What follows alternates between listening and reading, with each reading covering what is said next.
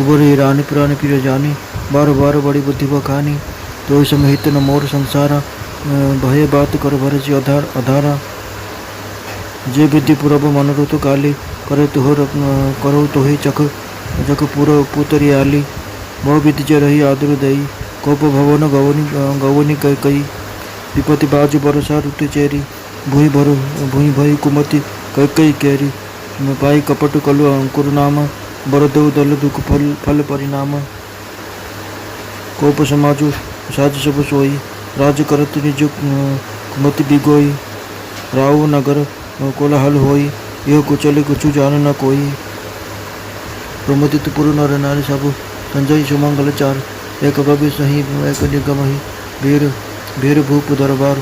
बाल सखा सुनि हिय हर साही, मिले 10 5 राम पही जाही। प्रभु आदरहि ब्रह्म पहिचानी, पूछई कुशल खेम मृदुवानी। फिरहि भवन प्रिय आयुष पाई, करत परस्पर राम बढ़ाई। को रघुबीर सरिस संसार, सीलु सनेहु निबाह निहार। जय जय जोनि करम बस ब्रह्महि, तहत ईशु देव यह मही। सेवक हमर श्याम पियसियो नाहु, हो नात और निबाहु। अस अभिलाषु नगर सब काहू, कैके सुत हृदय अति दाहु। कोनो संगति पाई न सही, रही न नीच मने मते चतुराई। साज समय सानंद नृप, भयो कई गेह। गवन निठुरता निकट किया, जनिधर देह स्नेह। कोप भवन सुनि सकुचौ राउ, भाई बस अगहुड़ परही न पाऊ। सुरपति बसई महाबल जी के, नरपति सकल रहाय रुकुता के। सो सुनि तिय ऋष गौ सुकाही, देखहु काम प्रताप बढ़ाई। चुलु कुलिसियोसी अगुआ निहारे, ते रथिनाथ सुमन सर मारे। सभय नर सुप्रिया पै गयो, देख दशा दुख दारुण भयो। भूमि शयन पटु मोट पुराना, दिए डारी तन भूषण नाना। कुमति वसी कुबसता भावी, अन अहिवातु सुचु जनु भावी। डाक निकट रूप कहा मृदुबानी, प्राण प्रिय कही हेतु रिशानी। कहिए तुरानी रिशानी परसत, पानीपति निवारई। मनु संतोष भुवस भामिनी, विषम भाति निहरई। दो बासन रसन दसन, बर मरम ठहर देखई। तुलसी नपति भवत्यव्यता बस, सुमुख सुलोचनी पिक बचनी। बार बार कह राऊ, बजगामिनी निज कोप कर, कारण मोहि सुनाऊ। अनहित तोर प्रिया कही कीना, कही दुई सिर कही जम्मू चाह लेना। सको तोर अरिय अमरु मारी, कहा काट बपुरे नर नारी। जानसी मोर सुभाव चक बरोरु, मन तो आनंद बंद चकोरु। प्रिय प्राण सुत सर्वस्व मोरे, परिजन प्रजा सकल बस तोरे। जय प्राण सुत सर्वस्व मोरे, परिजन प्रजा सकल बस तोरे। जो कछु कहे कपटु करु तोहि, भामिनी राम शपथ सत मोहि। बिहसी मागु मन भावती बाता, भूषण सजहि मनोहर गाता। घरी को घरी समुझ जियो देखु, बेग प्रिया परिहरई कुबेसु। यह सुनि मन गुनि शपथ बड़ी, बिहसी उठी मति मंद। भूषण सजति बिलकी मृगु, मनो किराति निफंद। पुनि गौराव सुरुद जिय जानी, प्रेम पुलकी मृदु मंजुल वानी। भामिनी भयो तोर मन भावा, घर घर नगर आनंद बधावा। रामाय देव काले जुबराजु, सकय सुलोचनी मंगल साजु। दल की उठे सुनि हृदय कठोरु, जनु छुई गयो पाक बर तोरु। ऐसी पाई बिहसी के तई गोई, चोर नारी जिमि प्रकटी न रोई। लखई न भूप कपट चतुराई, कोटि कुटिल मन गुरु पढ़ाई। यद्यपि नीति निपुण नर नाहु, नारी चरित चल निधि अवगाहु। कपट सनेहु बढ़ाई बहोरी, बोले बिहसी नयन मोह मोरी। मागु पे कहु सुपियो, कबहु न देहु न लेहु। देन कहे तो वरदान दुई, तेयु पावत संदेहु। जाने मरम राउ हसी कहे, तुम्हें को हब परम प्रिय है। धाती राखी न मागी हूँ काहू, बिसरी गयो मोहि भोर शोभाऊ। झूठे हम ही दोषु जन देहु, दुई के चारि मागी मुकुलेहु। रघुकुल रीति सदा चले आई, प्राण जाहु बरु वचन न जाई। नहीं असत्य सम पातक पूंजा, गिरि सम जो ही वही की कोटि की गूंजा। सत्य मूल सब सुकृत सहाय, वेद पुराण विदित मन गाये।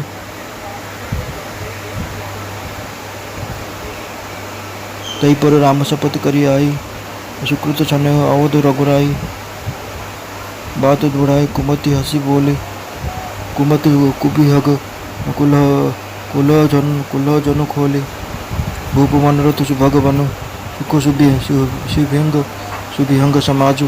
बिल्ली ने जिमी छड़न चाहती, बचन भयंकर बाजू। प्राण प्रिय सुनो प्राण प्रिय रभेऊ, भीवत जी का देहु एक बर भरत टीका। मागो दूसर बर कर जोरी, गुरु नाथ मनोरथ मोरी। तापस बेश विशेष उदासी, 14 बरिसु राम बनवासी। सुनि मृदु वचन भूप ही अशोक, शशिकर छुअत विकल जिमी कोकू। गयो साहमी नहीं कही गहु साहमी नहीं कछु कही आवा। जन सचन बन झपट लावा। विवरण भयो निपट नर पालू, दामिनी हनेऊ मनहु तरु तालू। माथे हाथ मृदि देऊ लोचन, तन धरी सोचु लागू करू सोचन। मंथरा को निजर प्राणप्रिय बोली बुझी राणी ता बुद्धि को बारंबार प्रशंसा करने लगिले।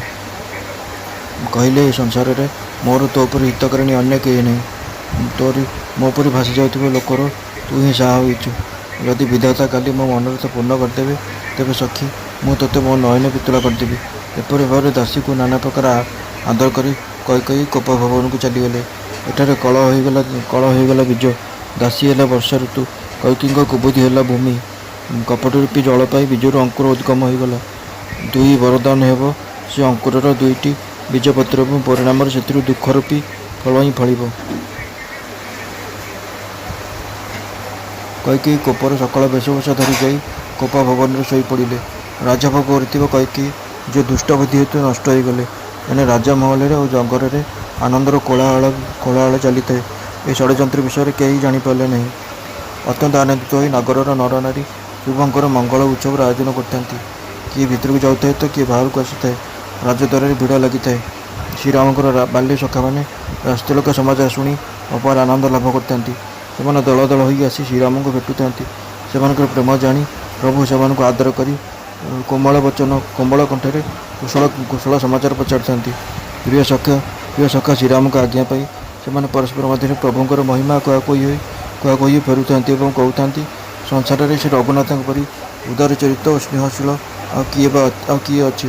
भगवान आमर एति करतु जे आपण कर्मवश हो आम जेकोसी जोनि जन्म नेउना कहीं से जोनि आम सेवक हो और सीतापति श्रीराम आमर स्वामी हूँ एवं शेष काल पर्यंत आमर ये संबंध अतुट रहू। नगर समस्त गोटे अभिलाष थाए किंतु कैकी हृदय प्रचंड भाव जलु थाए। कृष्णगति पाई किए बा नष्ट न हुए। नीच लोकर कथा चलिले मनुष्यर कौन विवेक ज्ञान रहे नहीं। संध्या समय राजा दशरथ अत्यंत आनंद सहित कैकी पुर को चलिले। जानतु साक्षात स्नेह ही शरीर धारण कर निष्ठुरता पाखक चलला।